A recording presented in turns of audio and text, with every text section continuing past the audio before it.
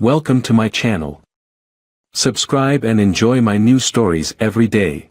The afternoon sun spilled through the windows of our home office as I sat at the desk, surrounded by the comfortable chaos of personal memorabilia and papers.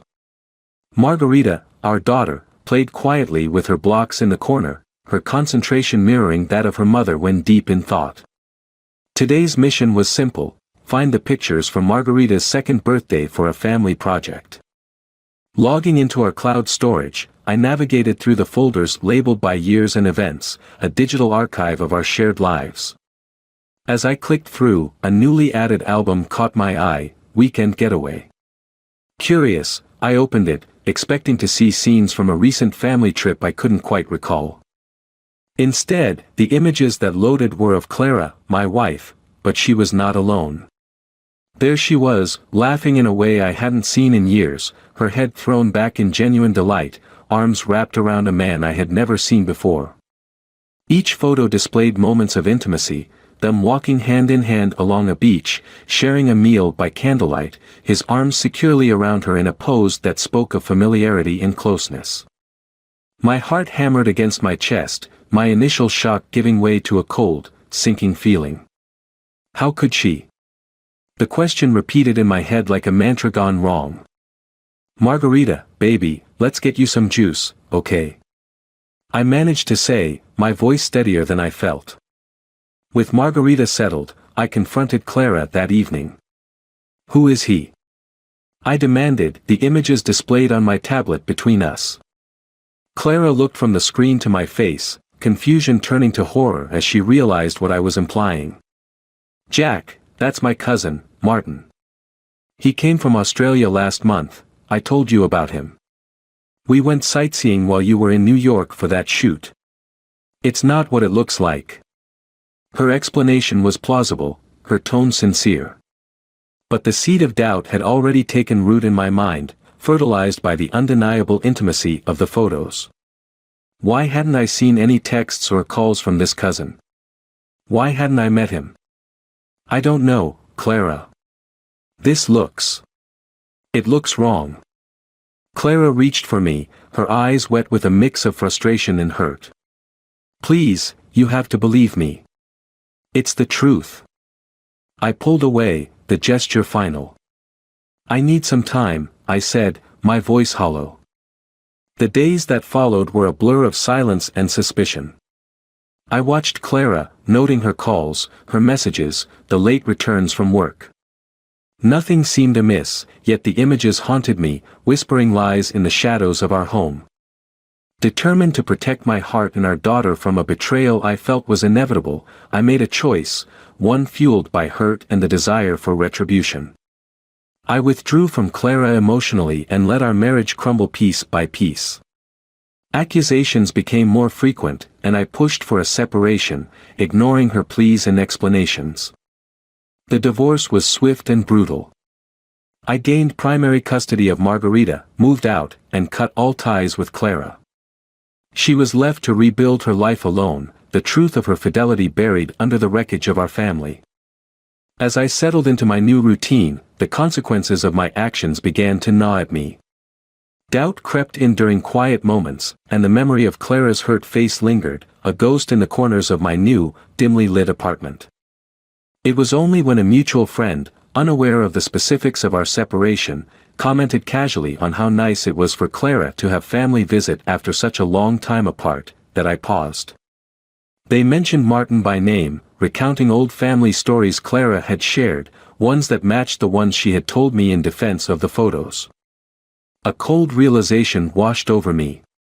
Had my hurt blinded me to the truth? Had I destroyed our lives over a misinterpretation fueled by jealousy and a broken trust that had never actually been betrayed? The intrigue of whether my doubt was justified, or if I had cruelly punished an innocent woman, would haunt me, leading me to question everything I thought I knew about trust, love, and revenge. 3 months had passed since the divorce, and the weight of my decisions hung heavy around my shoulders like a dense fog.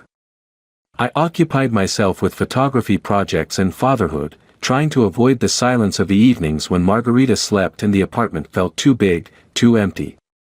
One crisp Saturday morning, as I cleaned up after breakfast, my phone rang, a number I didn't recognize.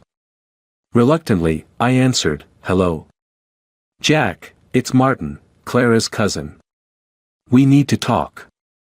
My heart skipped a beat. "Martin? I'm in town for a few days. I think we should meet. There's a lot you don't know, and I owe it to Clara to at least try to fix what I can." His voice was calm but carried an urgency that made me pause. "All right," I said after a moment, curiosity piqued despite my reservations. "Where?" "Let's say the old cafe near your studio." "In an hour?" I agreed and hung up, my mind racing. The prospect of gaining some clarity, or perhaps absolution, propelled me out the door with a mix of dread and anticipation. At the cafe, Martin sat at a corner table, recognizable from the photos. He stood as I approached, his demeanor friendly but reserved. "Jack, thanks for coming," he began, gesturing for me to sit. "I know this is awkward, and I'm sorry for any part one played in what happened." I nodded, unsure of what to expect. "Just tell me what you need to." Martin sighed. "When I visited, Clara asked me to keep it light. She mentioned you were stressed about work, and she didn't want to worry you more with family stuff. Our outings were innocent, but I realize how they might have looked from the outside." His explanation echoed Clara's, but hearing it from him carried a different weight. Why didn't she just tell me more clearly? Why keep it vague? She thought she did. Maybe she was too subtle, or maybe, you were already too distant to see it, Martin replied, his tone gentle. The conversation shifted as he pulled out his phone to show me messages and pictures from their time together, photos of them with other relatives, group texts planning their outings. Each piece was a thread in the tapestry of normalcy and familial bonds that I had ignored, blinded by my suspicions. As we talked more, Martin shared stories of Clara's childhood, their family, and the difficulties Clara faced after our separation. "She's devastated, Jack. She lost her husband, her home, and now she's struggling to rebuild her life without even the comfort of her daughter." His words stung, a bitter pill coated in the reality of my actions. I don't know what to say," I admitted, the magnitude of my misjudgment settling in like a heavy cloak. "There's nothing to say now, but maybe start by seeing her, talking to her. For Margarita's sake, if nothing else." We parted with a handshake, and I left the cafe feeling a turmoil of regret and resolve. The walk back to my studio was longer than I remembered, each step heavy with the thoughts of what I had done and what I needed to do.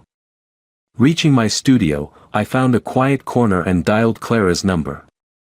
It rang several times before she answered, her voice cautious. "Jack. Clara, we need to talk. I've spoken to Martin, and there's a lot I got wrong. Can we meet?" There was a pause, heavy with hesitation. "Yes, I think we should." As I ended the call, a mix of fear and hope coursed through me. The path to redemption was unclear, fraught with the potential for more pain, but necessary. The shadows of my actions were long, but the chance to cast light into them, to right my wrongs, was a beginning. The park was quiet, with autumn leaves rustling underfoot as I waited for Clara. I had chosen a public place, neutral and open, hoping the space would make our conversation easier. Children played in the distance, their laughter a stark contrast to the tension I felt. Clara arrived, her stride hesitant, her eyes guarded. As she approached, I noticed how changed she seemed, there was a weariness about her that hadn't been there before. "Jack." Her voice was soft, almost lost against the breeze. "Clara." I cleared my throat, searching for the right words. "Thank you for meeting me." We found a bench nearby, the silence between us thick. I watched a squirrel dart by, grateful for the distraction, before I forced myself to speak. "I talked to Martin," I began, my voice steady despite the turmoil inside. "He showed me everything, texts, photos with the family. I realized I made a terrible mistake." Clara listened, her face unreadable. It's not just a mistake, Jack. It was a choice. You chose not to trust me, to not even talk to me. You destroyed everything we had on a suspicion. Her words were a slap, harsh but fair. I know, I admitted. And I'm so sorry, Clara. I was wrong, completely wrong. I let my fear and jealousy cloud my judgment.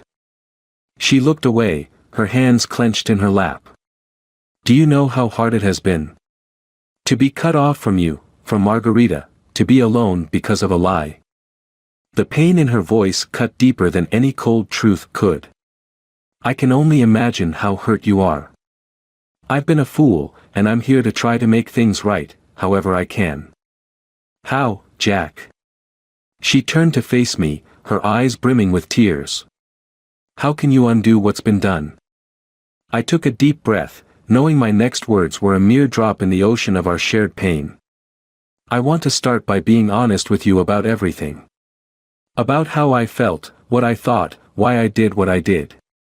And then, I want to hear you out, everything you want to say, no interruptions. Clara wiped her eyes, nodding slowly. It's going to take more than a conversation to fix this. I know, I said, my voice firm with resolve. But I'm here for as long as it takes. And I want to see Margarita. I want us to be part of each other's lives, if you're willing. We talked for hours, the conversation meandering through the highs and lows of our shared past, touching the wounds left by my accusations and the divorce. Clara shared her struggles, her feelings of betrayal and abandonment, and her efforts to rebuild her life without the foundation of her family. As the sun began to set, casting long shadows over the park, Clara finally said, I'm not ready to forgive you, Jack. Not yet. But I think I'm willing to try. For Margarita's sake.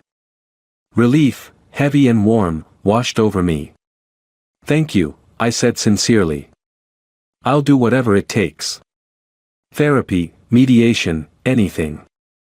She nodded, a tentative smile breaking through her earlier reserve.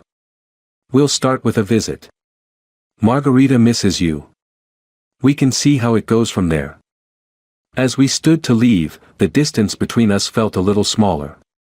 The road ahead was uncertain and fraught with challenges, but for the first time in months, a flicker of hope glimmered in the twilight of our fractured relationship. The journey to redemption was just beginning, and I was ready to walk it, no matter how long it took. The weeks following our conversation in the park were filled with cautious interactions and tentative steps towards reconciliation. We started therapy, a space where raw emotions and buried truths surfaced with painful clarity. Margarita's joy at our renewed contact added a bittersweet tinge to our meetings, sweet because her happiness was palpable, bitter because of the underlying tensions between Clara and me. One chilly evening, as autumn deepened into the cold beginnings of winter, I received an unexpected call from our therapist, Dr. Ellis. Jack, I need you to come to the office. There's something we need to discuss urgently. Dr. Ellis's voice was grave, an undercurrent of concern that sent a shiver down my spine. What's happened? Is it Clara? Is it Margarita? I asked, fear tightening its grip around my heart. It's best we talk in person. Please, as soon as you can. I hurried over, the evening traffic blurring past as my mind raced with possibilities. Upon arriving, Dr. Ellis ushered me into his office with a solemn nod. The usual calm ambience of the room did nothing to ease my nerves. Jack, we've uncovered something during our sessions with Clara, Dr. Ellis began, his tone careful. It appears there has been an ongoing deception, not just a misunderstanding from the past. My heart sank. What are you talking about? Dr. Ellis handed me a folder, thick with email printouts and photographs, none of which I had seen before. They were communications between Clara and the same man from the photos I had misconstrued as her cousin. This isn't Martin, I stated, confusion and anger rising in my voice as I flipped through the documents. No, it's not. This is someone she has been seeing for a long time, even before your separation. The story about her cousin was partially true, but it masked a deeper deceit. The room spun as I absorbed the words, each sentence a strike against the fragile framework of trust we had been rebuilding. Why would she continue this? Why drag me along? It seemed she wanted to maintain appearances for Margarita's sake while continuing her relationship with this man, Dr. Ellis explained, his voice tinged with sympathy. Rage built within me, cold and sharp. Where is she now? She's on her way here, expecting a normal session. I paced the room, each step fueling my fury. When Clara arrived, her smile faltered as she took in my thunderous expression. Jack. What's wrong? She asked, stepping into the room, her eyes flicking between Dr. Ellis and me. How long, Clara? My voice was a low growl, the folder in my hands trembling. Confusion crossed her face, then realization, then fear. Jack, I can explain. How long have you been lying to me? To us. I threw the folder onto the coffee table, the evidence of her betrayal splayed out like a grotesque display. Clara's eyes welled with tears, her defense crumbling. It started before I even met Martin. I was going to end it, but nothing. You chose to deceive me, to let me believe we could fix this. My voice rose, a crescendo of betrayal and hurt. You used our daughter as a shield for your lies. The session turned into an airing of grievances, accusations flying as the last vestiges of our relationship disintegrated under the weight of Clara's deceit. By the time we left Dr. Ellis's office, the cold wasn't just in the air, it was deep in my bones, a chill that whispered of retribution. I took drastic measures. Legal and social maneuvers that ensured Clara would suffer as I had, isolated and scorned. I fought for, and won, full custody of Margarita, painting Clara as an unfit mother in court with the help of the evidence I had gathered. Clara's life unraveled publicly and painfully.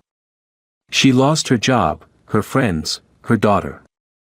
And in the final twist, as she stepped out of her tarnished world attempting to rebuild some semblance of life, a car accident claimed her, leaving a legacy tainted by scandal and sorrow. As I stood by her grave, the cold wind didn't touch me. I looked at Margarita, her small hand in mine, her future secure but her innocence marred by the shadows of a past she didn't understand. The taste of revenge was ash in my mouth, a hollow victory at the expense of a broken family. I had wanted justice, but at what cost? The deceit had been revealed, the betrayer punished, but the echoes of our mutual destruction would linger, a haunting melody to a tragic finale.